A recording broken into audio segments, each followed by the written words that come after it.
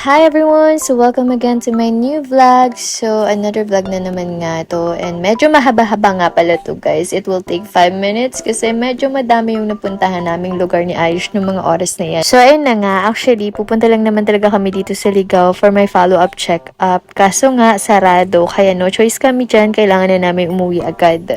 At habang naglalakad nga kami pupunta dun sa sakayan ng jeep papunta ng Ginobatan, ayun nadaanan namin tong naka-sales na ukay-ukay. So, sabi ko nga kay Ayush, tingin lang kami dito saglit, baka may magustuhan kami, pero wala naman talaga akong balak mag-ukay-ukay dyan ng mga oras na yan. Pero ito namang si Ayush, ayun, bumelo nakakapili ng mga damit, mostly mga fitted nga pala na damit yung pinili niya. At sabi ko nga, idama niya na rin yung mga kapatid niya, tigwa 1 pair sila, pero ang ending, ayun, napakarami ko talaga nabili. Hindi ko na nga naawat yan si Ayush kakapili ng damit kasi paglingon ko sa isang tabi, grabe, ang dami niya nang na-add to cart kaya naman napapanochoice talaga ako ng mga oras na yan. Pagdating ko nga dyan sa cashier, sabi ko kay kuya, wait lang kuya, double check ko lang tong mga damit kasi hindi ako sure kung bibiling ko tong lahat kasi nga hindi ko alam kung anong pinagkukuhan ni Ayush. Actually, inabot lang naman ako dyan ng ilang minuto kaka-double check nitong damit. At habang nag-check nga ako dyan, panay tanong ko kay Ayush kung kailangan niya ba talaga tong damit or gusto niya ba talaga to. Kasi kung hindi, wag na natin bilhin kasi sayang naman yung pera. Kuripot yarn. Ayoko kasi talaga maglabas yan ng basta-basta ng pera. Mas lalo na kung hindi naman masyadong importante. Wow, Isa, ikaw ba yan? So, ayun, dinoble-check ka muna ng maigi itong mga damit. At dahil nga nangingibabaw yung kakuriputan ko dyan, medyo natagal lang kami dyan ng very light lang naman. Kaya si kuya ito, nilibre na lang kami sa Ecobag kasi ayaw niya magbigay ng discount.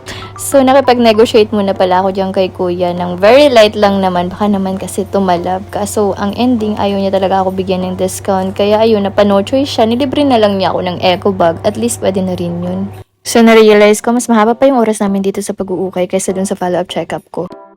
So, ayun na nga, after namin mamili dun sa ukay, may nakita kaming malapit na kainan dito. Kaya naman dito na lang namin naisip kumain ni Ayush ng lunch. Inabot na nga kami dyan ng 2:00 ng hapon. Kasi ba naman, ang tagal talaga ng oras namin sa ukay-ukayan. Kaya naman ang ending na late tuloy yung lunch namin. Kaya si Ayush pa naireklamo na gutom na daw siya. And since may malapit na Graceland, nakainan dito sa may malapit sa ukay-ukay na inukaya namin kanina. Dito na nga lang namin naisip kumain kasi medyo pagod na din ako ng mga time na yan. Ayoko na kasi maghanap kung saan pwedeng kumain pa. Hindi ko nga alam kung kakain ba talaga ako dyan ng lunch kasi ang daming bawal sa akin at hindi ko rin alam kung anong kakainin ko at wala din talaga akong ganang kumain. Gusto ko sana kape, yung kaya ba akong ipaglaban? Charot. Kaso kahit kape nga ayaw din sa akin at hindi ako kaya ipaglaban. Huy! Sobrang naawa nga ako dyan kay Ayush kasi tignan mo naman gutom na gutom. Kanina pa talaga siya nagre-reklamo nung sa ukay-ukayan palang na gutom na daw siya. At dahil nga sobrang gutom tong batang to, ayun, nag 1 rice pa siya kasi nabitin daw siya dun sa isang kanin.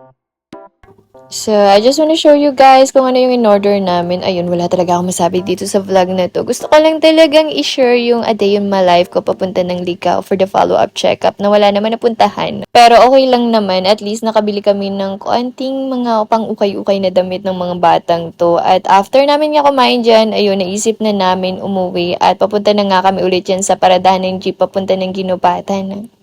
Grabe, sobrang hassle talaga mag-commute sa Pinas, guys. Bukod sa sobrang traffic, ang tagal din umalis ng jeep na sasakyan namin. At dahil nga napakatagal ko nang hindi umuwi dito sa Bicol, at minsan lang talaga ako umuwi dito, as in once in a lifetime lang, ayun, nakalimutan ko na kung saan yung mga jeep na sasakyan. Kaya naman nagtanong-tanong muna ako dyan. So, malapit lang daw sa may LCC Mall yung sasakyan ng jeep papunta dun sa Ginobatan. So, ayun, nakita nga namin tong LCC, kaya napadaan na din muna kami dito saglit. Wala naman talaga ako dyan bibilin. Pero I think kapag pumunta ako dito sa loob, madami na naman ako makikita na magugustuhan ko, I guess.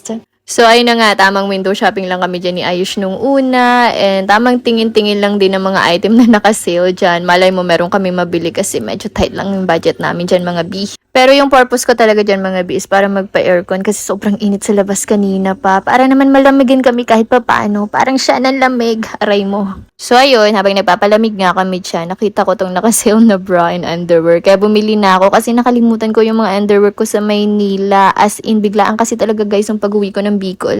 Biglaan kasi yung sakit ko sa Maynila, kaya kailangan ko talagang umuwi ng Bicol kasi wala akong makakasama dun kapag emergency. Kaya naman nag-decide na tong mga kasama ko dito sa bahay na umuwi na lang ako ng Bicol para magpagaling sa puso, sakit